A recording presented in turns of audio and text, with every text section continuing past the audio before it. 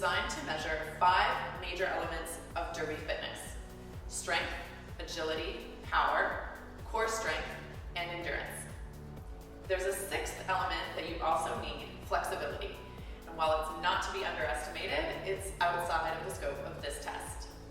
The test is designed to be done at the beginning and the end of most roller derby athletics training programs, or on your own about 3 to 4 times a year.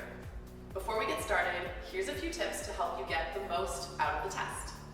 Attempt the test on a day when you feel relatively fresh, so not the day after a bout or a really hard training session.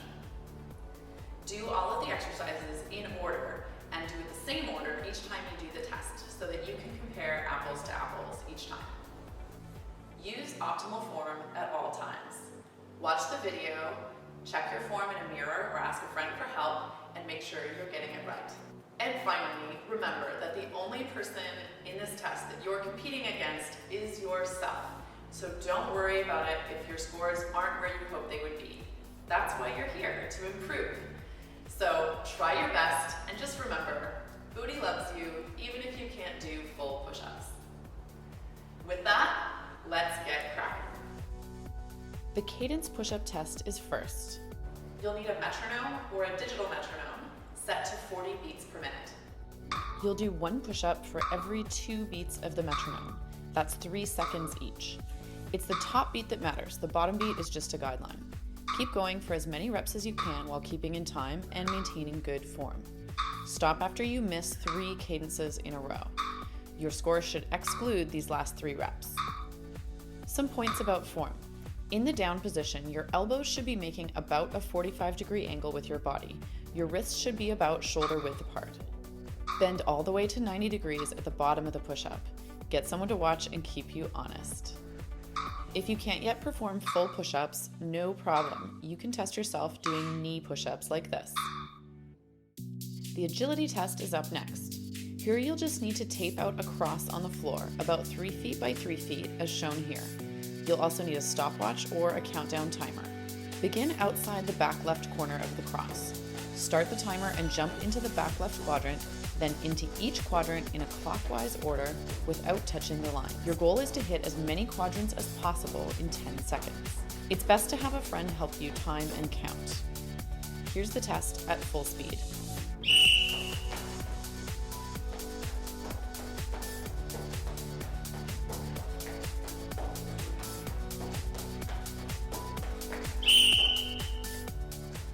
So as you can see, my score on that was 31 because I did 7 full tours of 4 plus 3 before the whistle went. Do the test again going counterclockwise.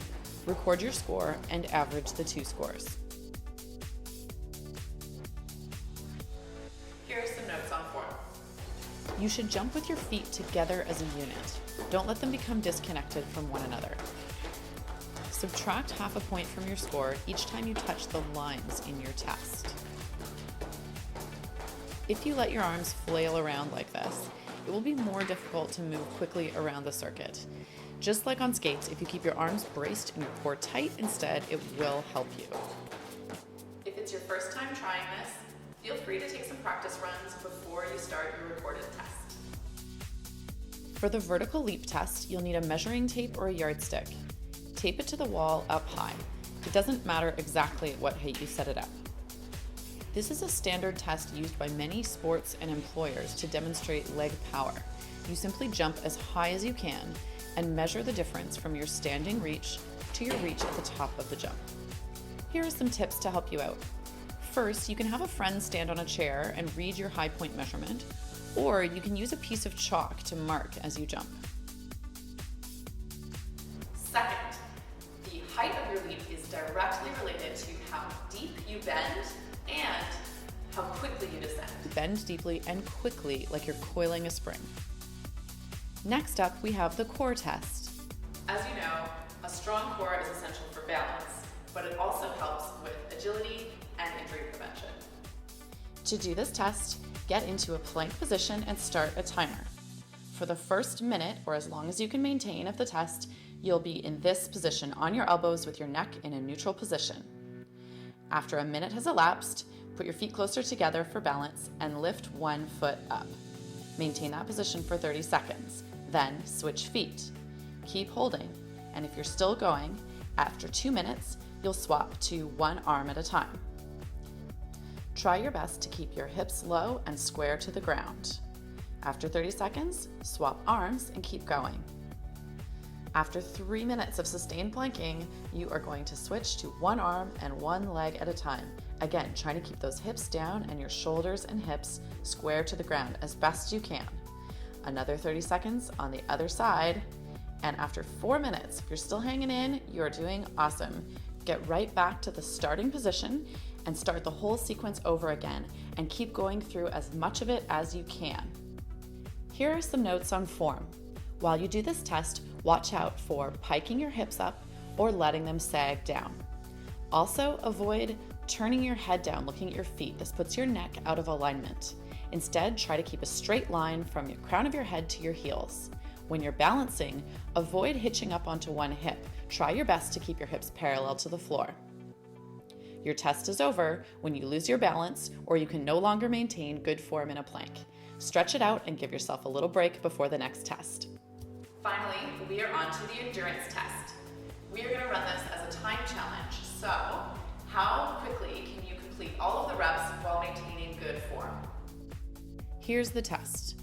We're going to do 3 rounds of skater strides, lunge jumps, high knees, and squat thrusts. Here's what it looks like. Start your stopwatch and begin. For this exercise, stay low the entire time, as though you're speed skating down a straightaway.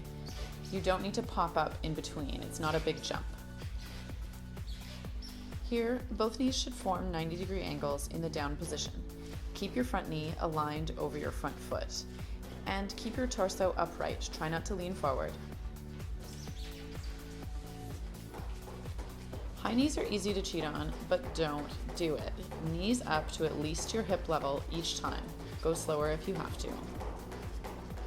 The way to count all the reps in the test is by total number of reps. So 20 skater strides means 10 per side, not 20 per side.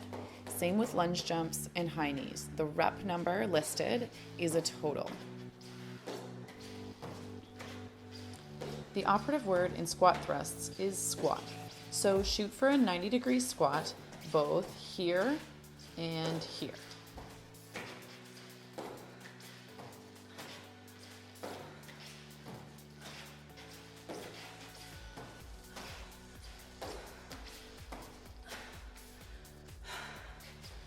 So that's what one round of the exercises looks like. You'll do 2 more rounds in a row without stopping and record your time at the end. Now that you've watched all the exercises, you are ready to go.